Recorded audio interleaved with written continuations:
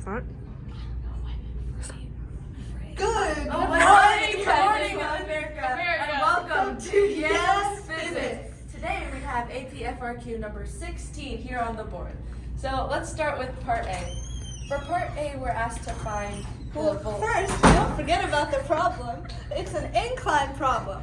We were given the values of M for the ball, R for the ball, the incline, theta, the angle, and the height of the ball. Also G. the height of the ball.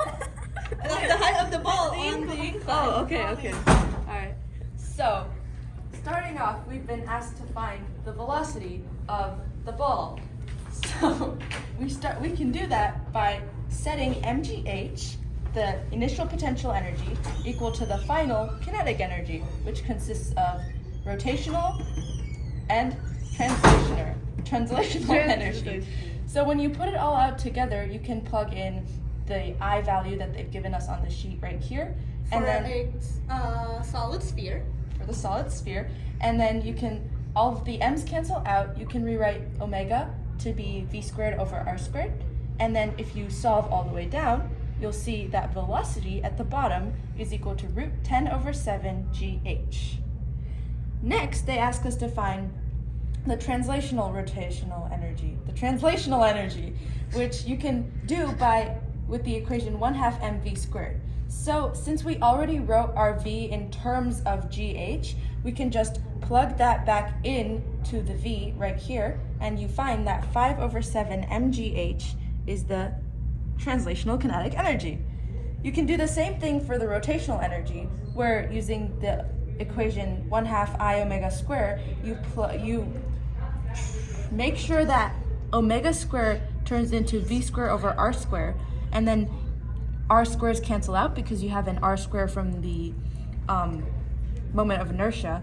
And so once those cancel out, you can just rewrite it in terms of v, which we found right here, just like the last one, and you'll find that 10 over 35 mgh is the rotational kinetic energy of the ball. Moving on to part C, where we were asked to find the acceleration. Well, we have velocity final, we have velocity initial. In that velocity final was this number right here that we got up here. Whoa, velocity initial, it was 0 because it wasn't moving. Well, and then we have d, because we have theta, we have height, and we just from there, displacement is this hypotenuse. That's some basic trig right there. So we can plug that in for d, and that just gives us, with the equation, 2AD is equal to VF squared minus VI squared. From there, we can find A. Jazz hands are not in frame. Oh, there was a part 2 for part B. I totally remembered. We were supposed to find the frictional force. And so, using the equation, MA is equal to mg sine theta minus frictional force. We have A solved down here. And once you just plug that in, it's some bippity bop boo. We just got a algebra, and then, yeah. That was a solid explanation. Excellent. Part C is really simple, but if you want, you can do it in a complicated way. Here's the simple way. Since it's asking for a total of kinetic energy at the bottom, that means kinetic and rotational energy combined, we know that since the ball has no height at the end of the incline, down here at the little tippity corner, it has only kinetic energy. So the initial potential energy, when it was at this height at the top, is the same as the kinetic energy at the end, mgh. But if you want to do it the complicated way, you can also solve it out.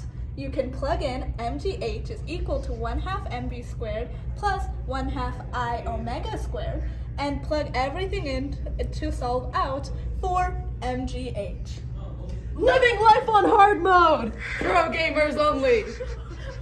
Now, part D was a little more theoretical. It was asking us what was it asking us? It was asking us which ball, a hollow sphere or a solid sphere, will have more rotational kinetic energy at the bottom. Now, this one also has a simple and complicated way. The simple way is, since the coefficient of inertia for the hollow sphere is 2/5, and for the solid sphere, is for the hollow sphere is what? You're right, Okay, you're right. the hollow sphere is 2/5 and the solid sphere is 2/3. 2/5 is less than 2/3, which means that it will have less rotational kinetic energy. You can also solve it out. Since we have the answer at part A, part 2, that 10/35 mgh is the rotational kinetic energy for the solid sphere, we also solve out for the rotational energy of the hollow sphere. And our final answer is 6/15 mgh. Since 6/15 mgh is greater than 10/35 mgh, we know that the hollow sphere will have more kinetic rotational energy at the bottom of the incline. And as you can see, we've written out all of our answers on the side like good students to make sure viewing pleasure. for your viewing pleasure, to make sure that everyone can understand it. Part A, 1 and 2, Part B, 1 and 2, Part C, and Part D. Thank you for tuning in to YAMS YAMS